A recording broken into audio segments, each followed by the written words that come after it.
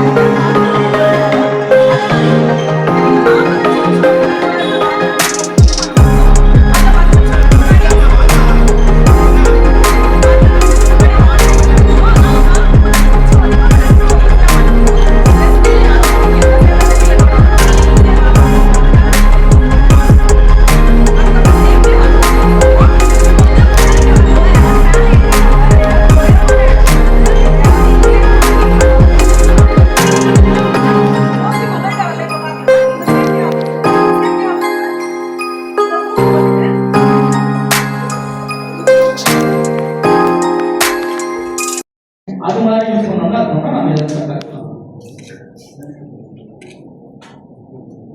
பட்டாசு இன்னைக்கு பட்டாசு அப்படிங்கிறது பட்டாசால மகிழ்ச்சினா தீபாவளி அப்படிங்கிறது வந்து தீபாவளி திருநாள் அப்படிங்கிறது இன்னைக்கு மாறி இன்னைக்கு வந்து இது வந்து பட்டாசு வெடிக்கக்கூடிய ஒரு பண்டிகையாக மாறிடுச்சு.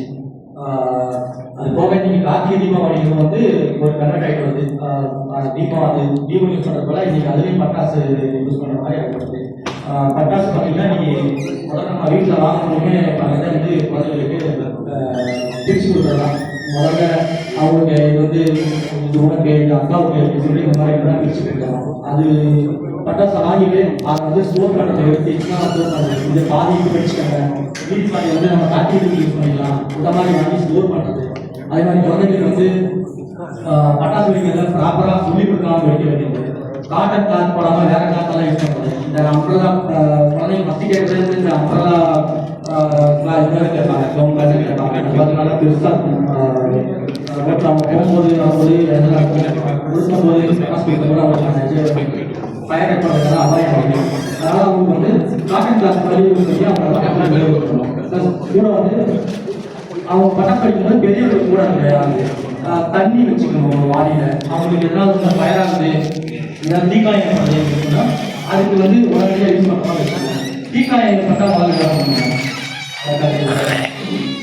தீக்காயம் ஏதாவது ஏற்படுதுன்னா நீங்கள் எடுத்த உடனே வந்து அதை வந்து தண்ணி ஊற்றலாமா வேணாமா அப்படின்னு நீங்கள் வந்து வேற வகையான காயம் ஏற்படுதுன்னா அதுக்கு வந்து நீங்கள் தண்ணி யூஸ் பண்ணக்கூடாது. அது வந்து தீக்காயத்துக்கு வந்து முதல்ல நீங்கள் ஃபஸ்ட் எய்டு வந்து வாட்டர் தான் யூஸ் பண்ணணும். சுடுதண்ணி தான் பண்ணணும். நார்மலான டேப் வாட்டர் யூஸ் பண்ணலாம்.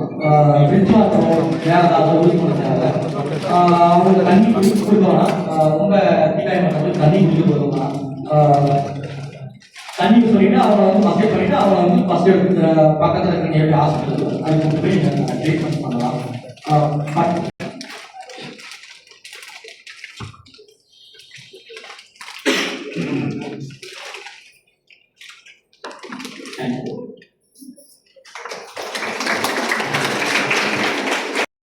Services Department 2 நாளா இந்த ஸ்பெஷல் அவேர்னஸ் ப்ரோக்ராம் கண்டக்ட் பண்ணுறாங்க.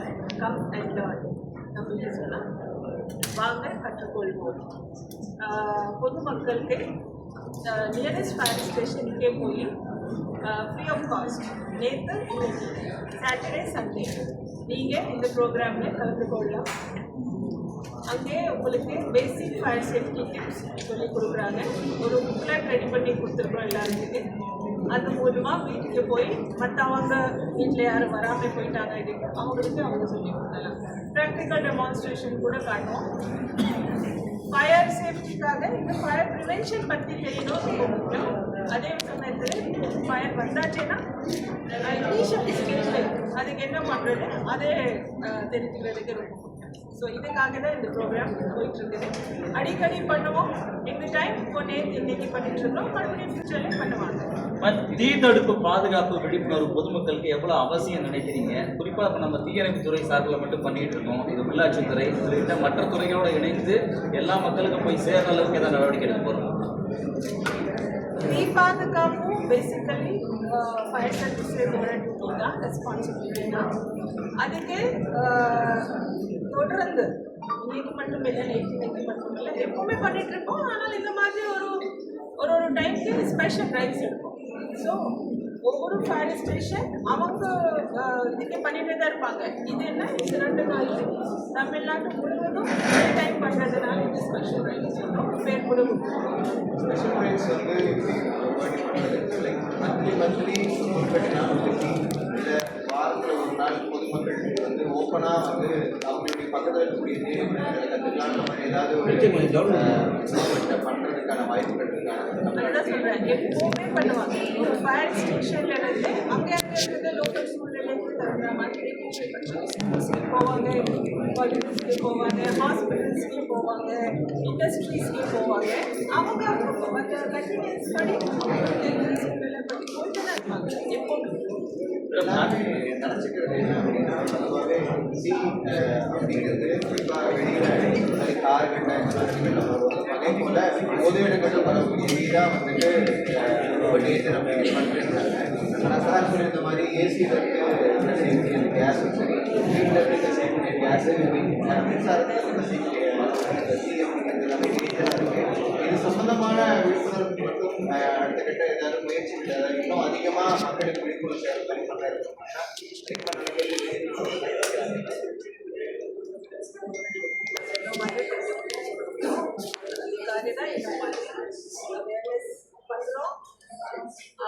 ஸ்டேட் ஃபுல்லா பண்ணும்போது அதுக்கு ஒரு மாதிரி எல்லாருக்கும் சொல்லிட்டு வருது.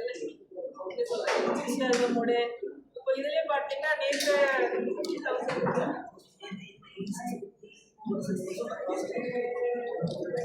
26,000 people நேற்று நம்ம கவர் பண்ணிட்டோம். அப்புறம் அவங்க ஒருத்தர் 4-5 பேருக்கு சொல்லுவாங்க ஃபேமிலியில் போய். எப்படின்னா அந்த தோட்டத்துக்கு போயிட்டு மேடம், டெல்லியில் வந்து இந்த ஒரு ஹோட்டலில் வந்து தீ விபத்து ஏற்பட்டு 20 பேருக்கு மேலே உயிரிழந்திருக்காங்க. தமிழ்நாட்டை பொறுத்த வரைக்கும் இது மாதிரி பர்மிட்டட் இல்லாமல் செயல்படக்கூடிய லாட்ஜஸோ தங்கக்கூடிய இடங்களோ நம்ம எதாவது எக்ஸ்பெக்ட் பண்ணுறோமா? அந்த மாதிரி வந்து மினிமலுக்கு வாங்கிட்டு மேக்ஸிமமாக இல்லைனாங்க அதோட ஹையராக அந்த ரூம்ஸு வச்சிருக்கிறாங்க, அவங்க மேலே ஏதாவது நடவடிக்கை எடுக்க போகிறோமா? தீ விபத்து ஏற்பட்டால் அதுக்கு தேவையான ஃபெசிலிட்டிஸ்லாம் பண்ணியிருக்காங்க, நம்ம ஆய்வு பண்ணுறோம். அதுக்கு லைசன்சிங் அத்தாரிட்டி அவங்க டைரக்ட் பண்ணுறாங்க. தீயணைப்புத்துறை சார்பில் அதில் நம்ம ரோல் என்னன்னா லைசன்சிங் அத்தாரிட்டி மழைக்காலங்களில் கோடை சூழ்நிலை அதிகமான கடந்த மாதங்கள் கோடை கடந்த வருடங்களை ஒப்பிடும்போது அப்படிங்கிறது வரக்கூடிய சூழல் அதிகமாக இருக்கும். எப்பவுமே டெம்பரேச்சர் ஜாஸ்தியாக இருக்கும். நேச்சுரல் வெயில் வரும்போது தீ விபத்து ஜாஸ்தியாகிறதுக்கு வாய்ப்பு இருக்குது. இந்த மான்சூன் வரப்போகுது. டெஃபினட்டாக நம்ம இப்போ சீசன் முடிப்போம். குப்பை கிடங்கள் பள்ளிக்கரணையில் கூட 2 நாளைக்கு முன்னாடி பெரிய தீ விபத்து ஏற்பட்டுச்சு. சென்னையை பொறுத்த வரைக்கும் குப்பை கிடங்குகளில் தீ விபத்துகள் அவ்வப்போது நடந்துட்டே வருது. அது தடுக்கிறதுக்கு வாய்ப்பு இல்லையா? முன்னாடியே அதை ப்ரிகாஷன் பண்ண முடியாது. நாங்கள் செக்ரிகேட் பண்ணி வச்சுருந்தாங்க. இடையில என்ன சொல்கிறது, வண்டி போகிறதுக்கு வழி கொடுத்துட்டு ப்ரிகாஷன்ஸ் அதுக்கு நீரும் because so much of peoples குப்பையில் இருக்கிற கேஸஸ் இருக்கும்ல, இந்த மீன் இதெல்லாம் சொல்ல முடியாது. யார் போய் அப்புறம் அங்கே என்ன லாஸ்ட் விஷயம், செக்ரட்டரியேட்டுக்கு ஆப்போசிட்டில் லாஸ்ட் வீக் வந்து ஒரு ஃபயர் ஆச்சு நம்ம துறைமுகம் உள்ளார. அது ரொம்ப பரபரப்பாச்சு. அது என்ன காரணம் மேடம்? அது தீ விபத்து தானா? என்ன பிரச்சனை அது? அது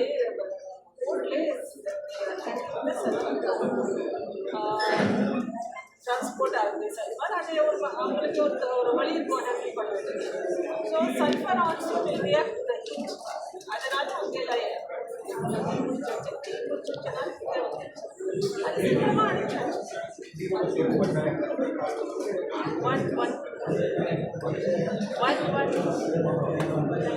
Thank you, madam. Thank you.